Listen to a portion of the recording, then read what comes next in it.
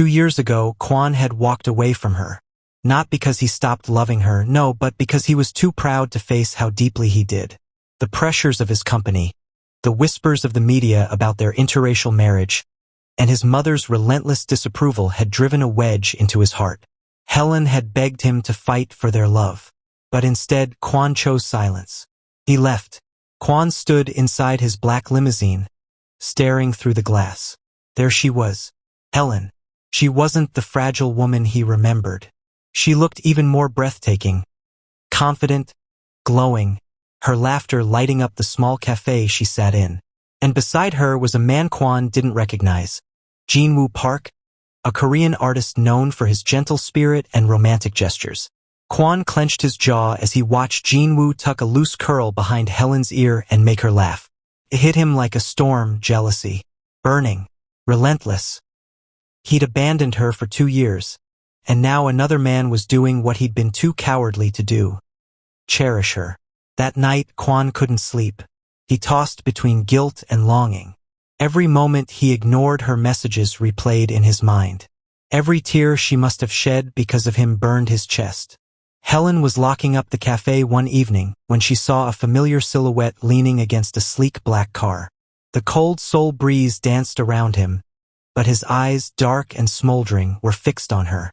"Quan," she whispered, her voice trembling between anger and something softer. He stepped closer, stopping just inches from her. "You still say my name like it belongs to you." Helen crossed her arms. "You have no right to talk about what belongs to me. You gave that up, remember?"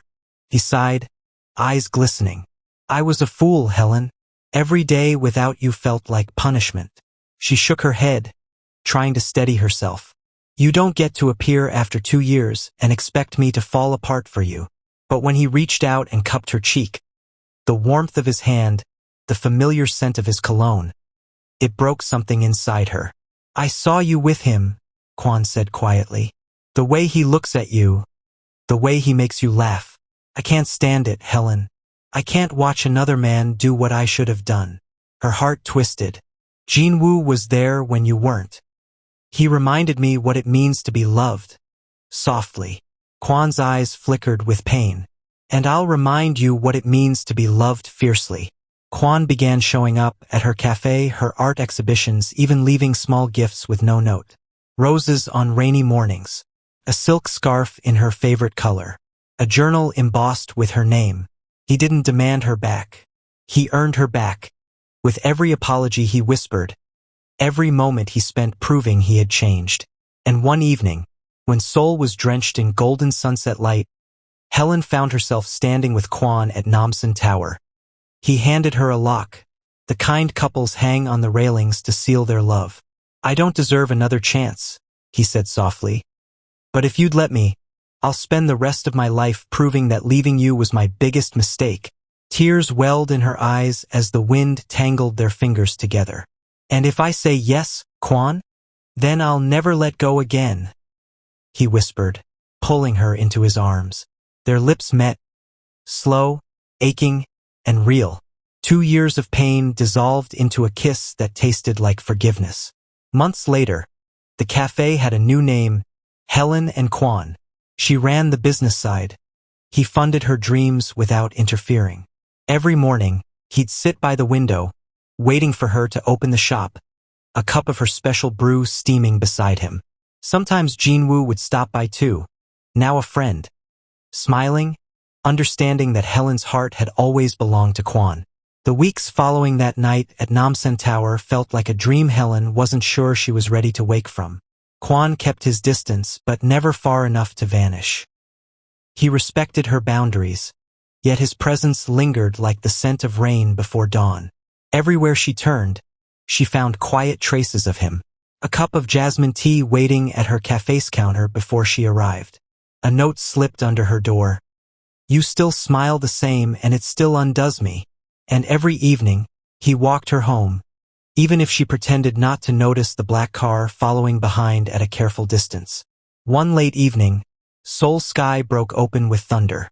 The rain fell in furious sheets as Helen rushed to close the cafe. But before she could lock the door, Quan appeared, drenched, breathless, his white shirt clinging to him. She froze. "Quan, what are you?" "I couldn't stay away tonight," he said, his voice deep, almost breaking. "I've been trying to give you space, but every second without you feels wrong." The sound of rain filled the silence between them. Helen's eyes softened, but her heart still trembled. "You left me when I needed you most, Quan. I begged you to fight for me." He stepped closer, water dripping from his hair. "I didn't know how.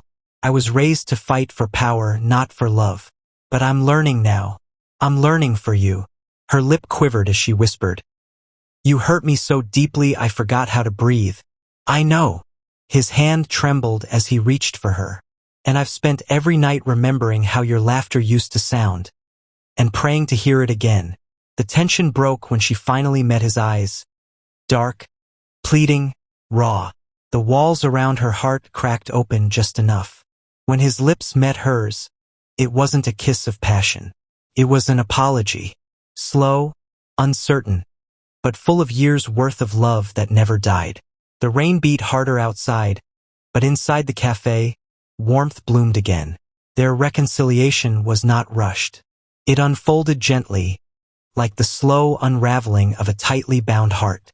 Quan began joining her at dawn, helping her set up tables, even burning a few batches of muffins. Helen laughed for the first time in ages. Real laughter that echoed through the cafe. "You're really bad at this," she teased one morning as he wiped flour from his suit jacket. He smirked. "I'm a billionaire, Helen, not a baker." "Then you should stick to coffee," she said, pouring him a steaming cup. He took it, watching her closely. "I'd give up every deal I've ever made if it meant waking up to you like this every day." Her cheeks warmed. "You don't have to say that." "I'm not saying it," he replied, eyes softening. "I'm feeling it." And just like that, the pieces of what they'd lost began to fall back into place. Not perfectly, but beautifully. Weeks later, Quan took her to the rooftop of LK Innovations, the same place where they once watched the city lights the night before he left her. This time, he had candles set around the terrace and a violinist playing softly in the background. Helen looked around, tears threatening her composure. "You remembered." "I remember everything about you," Quan said quietly.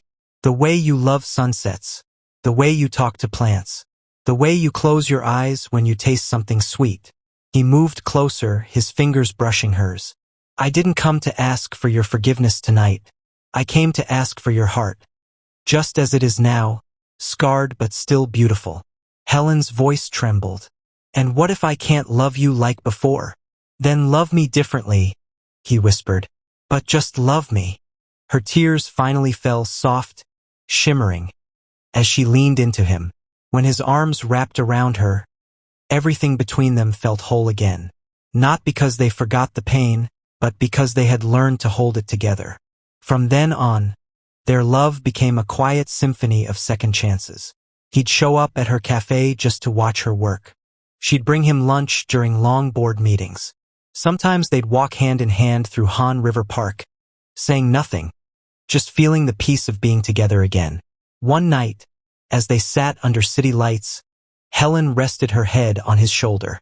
"Quan," she murmured, promise me something. Anything. If you ever feel lost again, come home. Don't leave me behind." He turned to her, pressing his forehead against hers. "I promise. From now on, home isn't a place, Helen. It's you." The coldness of Seoul's winter began to settle, but inside Helen's heart, warmth had started to bloom again. The kind that came not from comfort, but from rediscovery. Quan had changed. Gone was the untouchable CEO who measured affection in silence. Now he was a man who reached for her hand at crosswalks, who waited outside her cafe just to walk her home, who remembered the smallest details, her favorite pastry, her dislike for lilies, her love for jazz on rainy nights. Still, Helen kept her guard. Love, she knew, wasn't a fairy tale. It was choice, trust, and sometimes surrender. One crisp Friday morning, Quan walked into her cafe dressed casually. Dark jeans, a gray sweater, and a secret smile. Helen raised an eyebrow. "You're supposed to be at a meeting." He grinned. "I canceled it." You what? He reached for her hand across the counter. Pack a bag. Just overnight. Don't ask where we're going. She hesitated, but his eyes were filled with that same tenderness that once made her heart flutter. 2 hours later, they were on a secluded road, driving toward the coast. The Seoul skyline faded behind them, replaced by quiet hills and the distant shimmer of the sea. When they arrived, Helen gasped. Nestled on a cliff overlooking the ocean stood a glass-walled beach house. Simple, warm, and breathtaking. The wind smelled of salt and pine. Kwon opened the door, revealing soft lights, jazz music, and 2 glasses of wine waiting by the fireplace. I built this house 2 years ago, he said quietly. I was going to surprise you with it. Before I left, Helen's eyes softened as she stepped inside. Everything about the place felt like her. The art on the walls, the books by the window, even the scent of vanilla candles she used to light. You kept this, she whispered. He nodded. Every month I come here alone. It reminded me of what I lost. That night, after dinner, they sat before the fire. Kwon poured her a glass of wine and studied her face, the same face that haunted his dreams for 2 years. You know, he began softly, when I left, I thought I was protecting you from me. I didn't realize I was destroying the best part of myself. Helen stared into the fire, her voice barely a whisper. You broke me, Kwon, but somehow seeing you now, I realized maybe I needed to break to grow. He reached over, his thumb brushing away a tear that had escaped her eye. Then let me be the man who helps you bloom again. Their eyes met, the silence between them heavy, electric. Slowly, he leaned in, his breath brushing her lips. Tell me to stop, he murmured. But she didn't. Instead, she closed the distance, their kiss slow and deep, not born of passion alone, but of forgiveness, longing, and the quiet ache of souls finding home again. The world outside was wind and waves, but inside the house, it was only them. The warmth of firelight on skin, the sound of soft laughter between breaths, and the steady rhythm of 2 hearts relearning how to beat together. Helen woke to sunlight spilling through the glass walls and the distant cry of seagulls. Kwon was already awake, standing by the window, a cup of coffee in hand. She watched him silently for a moment. The powerful man who once ruled boardrooms now looked peaceful, unguarded, almost boyish. When he noticed her, he smiled softly. Morning, love. She blushed. You're early. I didn't sleep much. He came closer, sitting on the edge of the bed. I was afraid if I closed my eyes, you'd disappear again. Her heart melted. I'm not going anywhere. He reached for her hand. Then let's start again. Not as CEO and wife, not as 2 broken people trying to fix the past, but as us. 2 people who choose each other every single day. Helen smiled through her tears. Then you'd better be ready to keep choosing me, even when I'm angry or moody. He chuckled, kissing her forehead. I've already survived board meetings with 20 angry investors. I think I can handle you.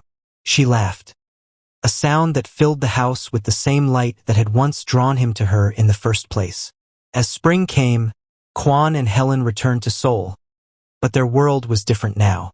They moved slower, loved deeper, and spoke openly. Every Friday night, he'd close his laptop early just to help her close the cafe. Every Sunday morning, she'd wake him with coffee and quiet kisses before the city stirred awake. And sometimes, when the world grew heavy again, Kwon would take her hand, look into her eyes, and whisper, whenever I lose sight of who I am, remind me, I'm yours. And she always would. The weeks that followed their night at the beach house felt like a tender rebirth for Kwon and Helen. For the first time in years, their love existed without the noise of the world. No headlines, no cold silences, no walls between them. Just 2 hearts learning to breathe together again. Yet, as much as Helen wanted to live in that quiet bubble, she knew the outside world would come knocking. And this time, it came in the form of Kwon's family. One morning, while Helen arranged flowers at the cafe, Kwon walked in with a folded invitation. His face was calm, but his hands trembled slightly. My mother wants to have dinner with us, he said softly. Helen froze. The last time she had seen Mrs. Lee, The woman's words had cut deep. A woman like you will only bring shame to his name. Are you sure that's a good idea? Helen asked, her voice careful. Quan nodded, his eyes steady. No more running. I hurt you once by letting others decide for me. I won't let it happen again. Not now, not ever. There was something in his tone, firm, grounded, that made her chest ache with pride. So she agreed. That evening, the grand marble halls of the Lee estate glimmered under crystal lights. Helen walked beside Quan, her hand in his, her heart racing like a drum. Mrs. Lee was already waiting, elegant and cold as ever. But Quan didn't let go of Helen's hand. Not even for a second. "Mother," he said, his voice calm but commanding. "You remember Helen." Mrs. Lee's gaze flickered to their joined hands before she spoke. "I see." Dinner was tense. Polite smiles, shallow conversation, the sound of silverware on china. But when Mrs. Lee finally said, "I'm surprised you came back after all this time," Helen took a deep breath and met her eyes. "I came back because your son did," she said softly. "He found his way back to love, and I chose to believe in it again." Something in her words, or maybe in her courage, shifted the air around the table. Mrs. Lee looked at her son, then at Helen again. For the first time, the woman's expression softened just slightly. After a long silence, she said quietly, "Then I hope you both know how rare second chances are." It wasn't an apology, but it was enough. The car ride back to Seoul was silent for a while. Helen gazed out the window, watching the city lights blur past. Then she turned to Quan and smiled faintly. "You didn't let go of my hand once." He chuckled softly. "I was afraid if I did, I might lose you again." She reached over, brushing his cheek. "You won't. Not anymore." He caught her hand and kissed her palm. "Helen, I've built companies, conquered markets, and faced men twice as ruthless as I am. But tonight, sitting beside you, I realize this is the only victory that ever mattered." Her eyes shimmered as she whispered, "Then don't ever stop fighting for it." Later that night, Quan parked near the Han River. They sat on the hood of his car, wrapped in each other's warmth as the city glowed around them. Helen leaned into him. "Do you ever wonder how different things could have been if you never left?" He sighed, brushing her hair away from her face. "I do. But maybe we needed the distance to understand what love really means." She smiled softly. "Love isn't about never breaking. It's about coming back stronger." He nodded, eyes filled with quiet admiration. "And you've made me stronger just by loving me." The wind brushed past them as he pulled her closer. Their lips met, slow, deep, reverent. It wasn't the kind of kiss that asked for forgiveness anymore. It was the kind that promised forever. And in that moment, beneath the Seoul night sky, surrounded by 1,000 lights, they both knew the pain of the past had only carved room for a love that would never fade again. Months later, Helen's Cafe became a second home for Quan, not because of the coffee, but because that's where their story had begun anew. Sometimes he'd work quietly in a corner, watching her move between customers, her laughter filling the room. Other times, she'd sit beside him, sketching new designs for her dream, a second branch she planned to open. One evening, as she locked up, Quan came up behind her and wrapped his arms around her waist. "Do you realize?" he murmured against her ear. "Every time I see you smile, I fall in love all over again." Helen turned in his arms, her smile glowing like sunrise. "Then keep watching. I plan to smile a lot more." He kissed her forehead, whispering, "Then I plan to never leave again." And he didn't. Their love, tested and tempered by time, had found its rhythm. Not in perfection, but in persistence. They had been broken, separated, and found again. And this time they chose to stay. The months that followed felt like sunlight after a long storm. Quan and Helen had found a rhythm, a quiet dance of devotion and peace. Their love was no longer fiery and fragile. It was steady, deliberate, and breathtaking in its simplicity. Every morning began with the scent of coffee and laughter. Helen would wake first, slipping into her robe and padding softly to the kitchen of their new apartment overlooking the Han River. She'd start the kettle, humming a tune, while Quan, half asleep and tousle-haired, would follow the sound like a magnet. "Still making coffee before I can even open my eyes?" He'd tease, wrapping his arms around her from behind. She'd smile, leaning back into him. "If I wait for you, we'd starve before breakfast." He chuckled, kissing her shoulder. "Then it's a good thing I'm rich. I can buy all the breakfast so you want." "But I don't need all that," she'd whisper, turning in his arms. "I just need this." And then there would be silence. Not the kind filled with distance, but the kind that hummed with warmth.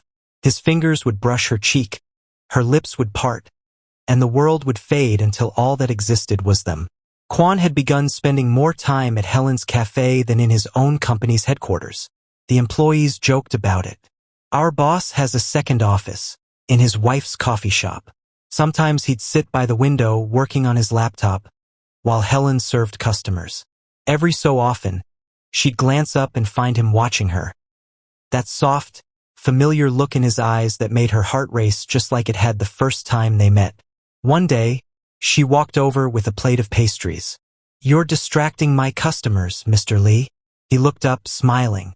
"Maybe I should put up a sign. Caution. Owner's husband may cause heart fluttering." Helen laughed, swatting his arm. "Behave. Only if you kiss me first." She rolled her eyes, but leaned in, giving him a quick peck on the lips. The entire cafe seemed to glow a little brighter after that. Their evenings were a ritual. Quiet walks by the Han River, fingers intertwined, talking about everything and nothing. Quan would tell her stories of his childhood, the loneliness of growing up in a mansion too big for one heart that he paused to watch. When the rain came, they stayed in, the kind of days filled with warmth and small joys. Helen would bake, humming to soft music, while Quan sat at the counter, pretending to read but mostly admiring her. "Stop staring," she'd tease. "Can't," he'd reply simply. "You're too beautiful." Later, they'd curl up on the couch, a blanket draped over them, the smell of cinnamon and coffee in the air.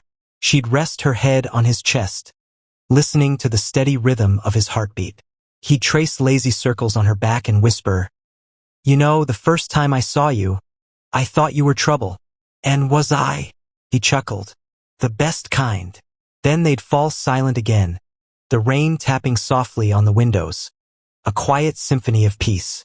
Their love was built on little things. The way he'd bring her flowers every Sunday, never the same kind twice. The way she'd leave notes in his briefcase before meetings. "Remember, the world's richest man is still my favorite barista." The way he'd sneak into the cafe just to wipe tables or brew coffee beside her, pretending to be an ordinary man. And sometimes, when the night grew deep, they'd dance. Barefoot in their living room, music low and hearts full. No grand gestures, no diamonds, just hands that fit perfectly, and love that didn't need to prove itself anymore. One evening, as they stood on their balcony watching the city lights, Helen whispered, "I used to dream of this life. Not the wealth, not the luxury, just the peace." Quan pulled her close, his voice soft. "You gave me that peace, Helen. Before you, I didn't know what happiness looked like." She smiled, eyes glistening. "And now," he tilted her chin, his voice barely a whisper. "Now I see it every time I look at you." Their lips met once more, slow, tender, and full of everything they'd fought for. It had been nearly a year since the night under the soul lights when Quan and Helen promised to never walk away again. Their love had deepened like aged wine, richer, quieter, and overflowing with warmth. The cafe had expanded, becoming one of the most beloved spots in the city. And Quan, though still the powerful CEO of LK Innovations, now wore his success with humility. He no longer chased power. He chased peace. And that peace lived in Helen's laughter, her embrace, and soon, in something even more miraculous. It was a cool morning in early spring. The city was just waking when Helen stood in the bathroom, hands trembling, staring at the small white stick in her hand. 2 lines. Her heart stopped. For a moment, she couldn't breathe. Then she laughed, tears filling her eyes. A soft knock came at the door. "Love? You okay?" Kwan's voice carried that gentle tone she adored. Helen opened the door, eyes sparkling. "Kwan." He blinked at her expression, concerned. "What happened?" She held up the test with a shaky smile. "We're going to be parents." The world seemed to still. Kwan froze, then blinked again, as if afraid he'd imagined it. "Helen, are you serious?" She nodded, tears sliding down her cheeks. "Yes." And then he was holding her, so tightly, she could feel his heart racing against hers. He laughed and cried all at once, his voice thick with emotion. "I don't deserve this. I don't deserve you. But thank you. Thank you for giving me a reason to start again." Helen smiled through her tears, whispering, "We've both been reborn, Kwan. This is just another chapter." From then on, Kwan became fiercely protective and adorably overbearing. He wouldn't let her lift heavy boxes at the cafe. He installed a private driver so she wouldn't take the subway. And every night, he'd kneel beside her, talking softly to her growing belly. "Hey, little one," he'd whisper. "It's your dad. You don't know it yet, but your mom is the most amazing woman in the world. You're lucky you'll get to see her smile every day."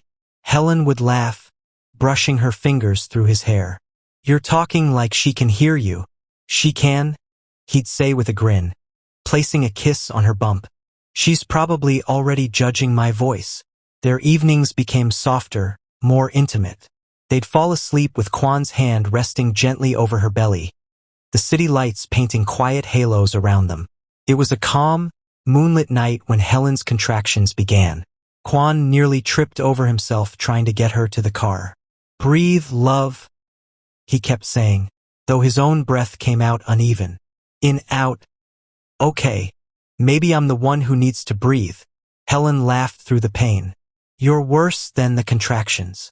Hours later, the hospital room filled with the softest sound Kwan had ever heard. A baby's cry. He turned to see Helen holding a tiny bundle wrapped in pink, her face glowing with tears and joy. "Kwan," she whispered, her voice trembling. "Meet your daughter." He moved closer, awe written all over his face. He'd seen beauty in skyscrapers, in art, in everything money could buy, but nothing compared to this tiny miracle. When he touched her little hand and it wrapped around his finger, Kwan broke. Tears spilled freely as he whispered, "Hello, my little angel. I'm your father. And I swear, I'll never let you feel unloved. Not for a single second." Helen watched them, her heart swelling. "She has your eyes," she said softly. He smiled, brushing a tear from her cheek. "And your heart. God help me if she's as stubborn as you." They laughed through their tears. A family, finally whole.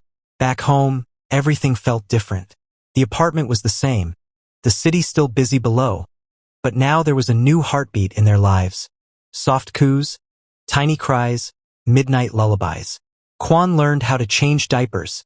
After 3 failed attempts and a lot of laughter, he'd rock his daughter in his arms at dawn, whispering stories about how he met her mother. How I was foolish enough to lose her once and lucky enough to find her again. Helen would stand at the doorway, watching him with a smile that spoke volumes. The sight of Kwan, Seoul's most powerful man, humming softly to their baby girl melted her heart every single time. At night, when their daughter finally slept, they'd lie together, exhausted but happy. "Do you realize how far we've come?" Helen would whisper. Kwan would kiss her forehead. "We've gone from being lost to creating a whole new life. That's love, Helen. That's us." Thank you for watching. If you enjoyed the story, please leave a comment. Also like, share, and subscribe to my channel and click on the notification icon so that you will get notified whenever a new story is uploaded.